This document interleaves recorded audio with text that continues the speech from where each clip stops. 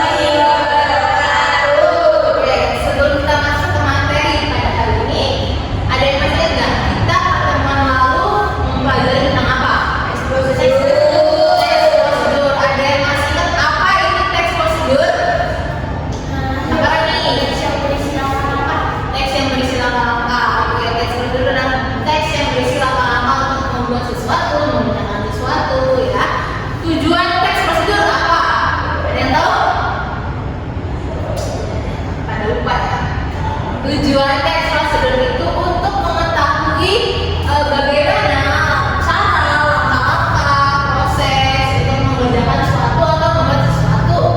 Lalu ada ciri-ciri teks prosedur. Kita sudah belajar tentang ciri-ciri. Ada apa saja? Coba nanya satu. Ciri-cirinya apa? Ada konjungsi. Lalu Indonesia ada apa Indonesia? Ada verba atau kata kerja. Ada apa lanjutan? Ada kata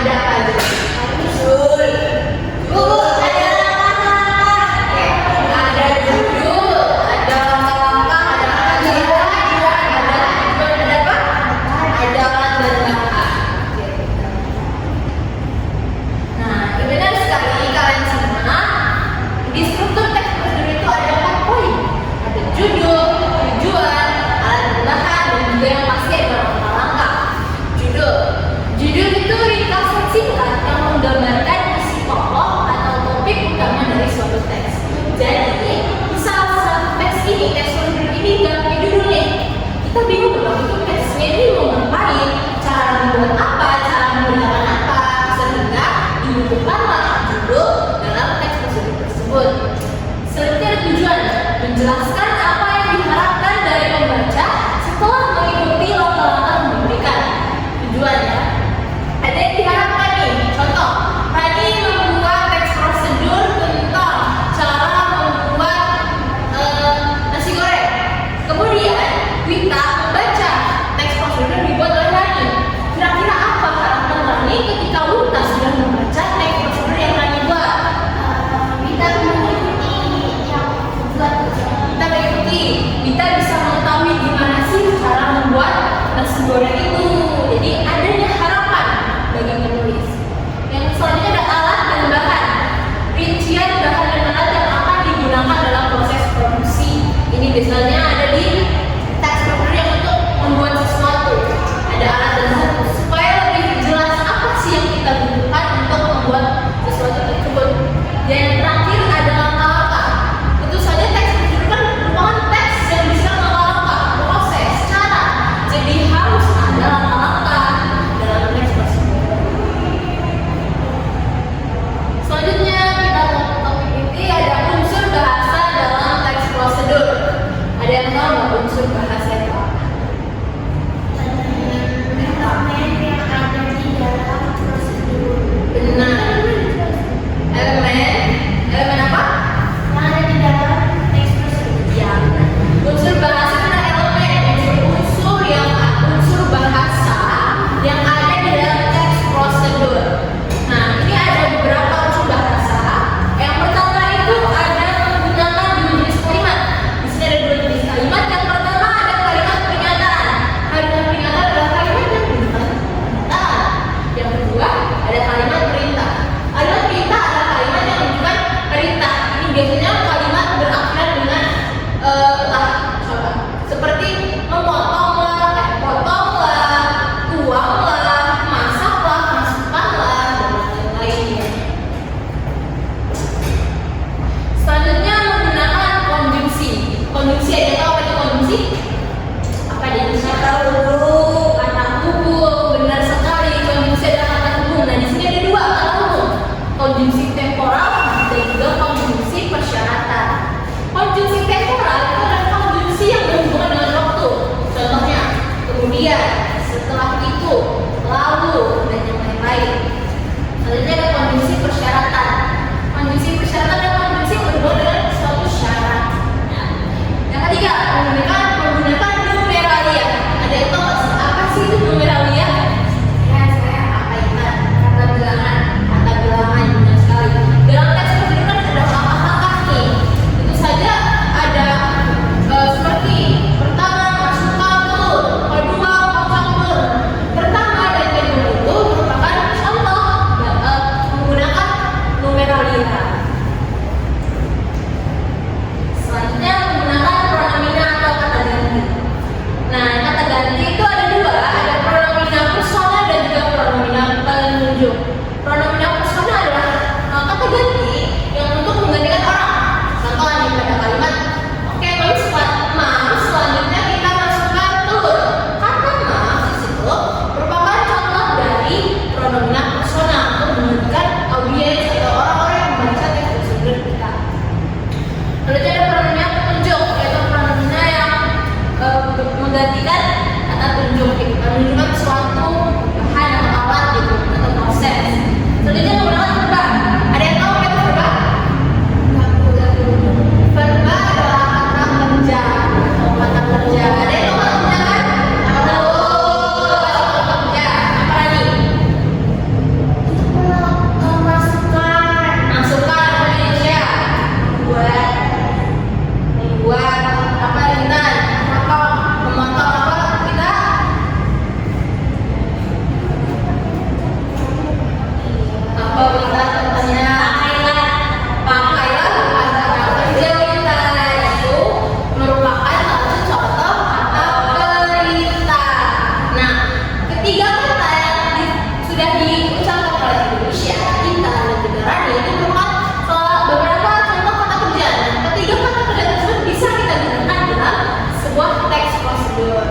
Oke.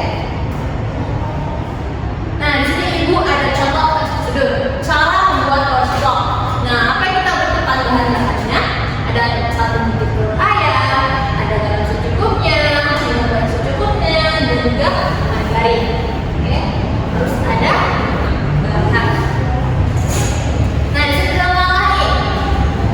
Ada siapkan wajan dan letakkan di atas kompor panas sedang. Kemudian tuang minyak goreng secukupnya dalam wajan dan tunggu hingga minyak panas. Ketiga, pecahkan telur ayam dengan hati-hati. Kemudian masukkan telur ke dalam wajan yang sudah panas lalu tabur dengan sedikit garam. Nah, di sini ada beberapa step untuk membuat telur ceploknya nih. Kira-kira kan Ibu sudah menjelaskan nih ada unsur pembahasan tadi ya. Nah, di dalam langkah-langkah ini ada apa aja sih dari unsur-unsur pembahasan yang sudah Ibu jelaskan tadi? Ada konjungsi bagian mana nih? Kemudian lalu, nah ini pendidikan konjungsi temporal. Ada perintah, ada kata perintah apa? Pecahkan, pecahkan. Ada lagi tidak? Masukkan. Ada lagi? Letakkan. Oke, benar sekali. Nanti ada lagi langkah-langkah selanjutnya yaitu masak telur hingga bagian kuning matang. Lalu jika telur sudah matang, angkat telur ceplok dari wajan menggunakan spatula dan letakkan di piring. Dan sajikan telur ceplok selagi tenang untuk menikmati. Nah, di bagian ini nih, ada nggak kaidah pembahasannya? Ada pembahasannya nggak? Ada apa? Kata perintah. Ada kata perintah di kata mana? Sajikan. Sajikan. Ada apa lagi? Angkat. Iya, ada lagi? Sementara tunggu konsumsi lagi. Letakkan. Letakkan sementara juga merupakan salah satu unsur dari unsur pembahasan dari teks prosedur. Oke. Nah, Ibu sudah jelaskan. Apakah kalian sudah memahami tentang struktur dan juga unsur pembahasan dari teks prosedur ini? Ada pertanyaan? Ya. Coba Ibu sudah jelaskan nih struktur dan juga unsur pembahasan. Ada nggak yang bisa menyimpulkan apa sih yang kita pelajari hari ini? Coba jadi share simpulkan. Jadi kita hari ini mempelajari tentang struktur dari teks prosedur, terus ada unsur pembahasan dari teks prosedur itu. Apa saja unsur pembahasannya? Ya. Ada kata verb, kata pronominal, terus konjungsi, terus kata perintah.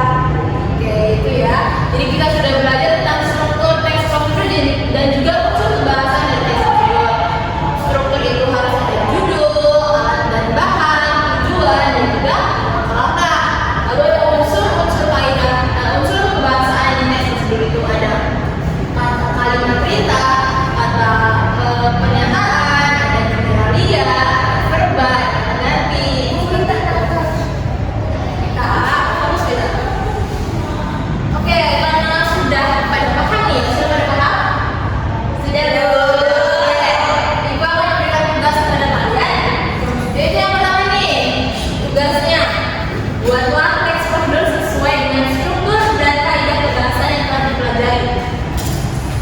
Kan kalian sudah paham ya? Maka Ibu meminta kalian masing-masing murid untuk membuat sebuah teks prosedur. Oke, selanjutnya buatlah video dari hasil teks prosedur yang telah kalian buat. Jadi seluruh siswa, seluruh murid harus membuat video dari teks prosedur yang sudah kalian buat masing-masing. Nah, video ini bisa kalian upload di YouTube, akun YouTube masing-masing. Oke, ada pertanyaan? Ibu, itu teks prosedurnya makanan atau boleh yang lain? Terserah mau cara buat atau cara menunjukkan apa gitu. Tidak harus membuat makanan.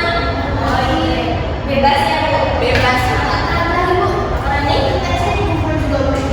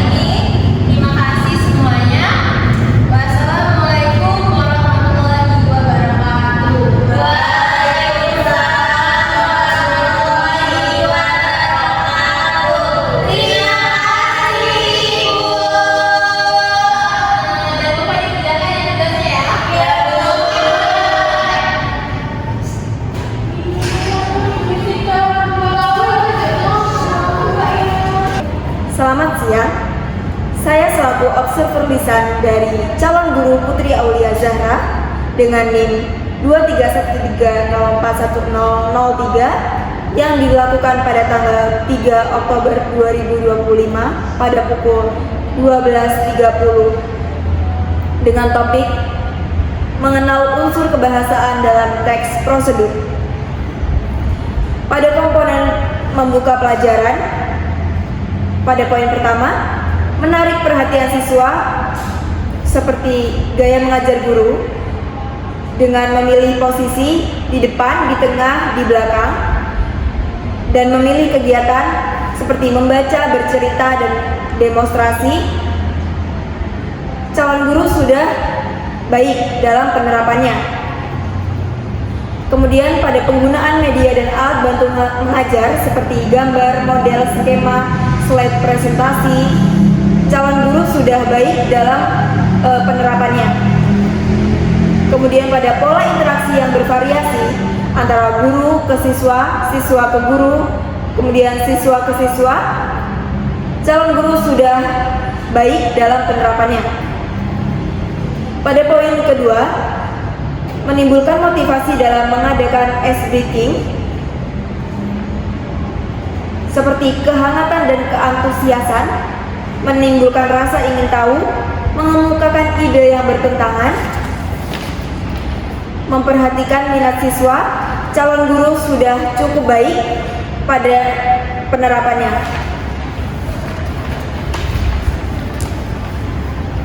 Pada poin ketiga, dalam memberi acuan atau strukturing seperti mengemukakan tujuan dan batas-batas tugas, menyarankan langkah-langkah yang akan dilakukan, mengingatkan masalah pokok yang dibahas, dan mengajukan pertanyaan-pertanyaan, calon guru sudah baik dalam penerapannya.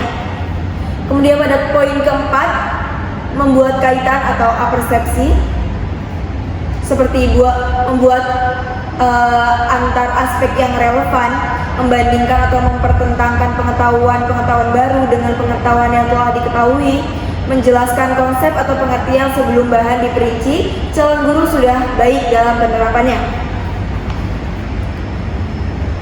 Dalam komponen menutup pelajaran, pada poin pertama, meninjau kembali seperti merangkum inti pelajaran, membuat ringkasan, calon guru sudah baik dalam menerapkannya.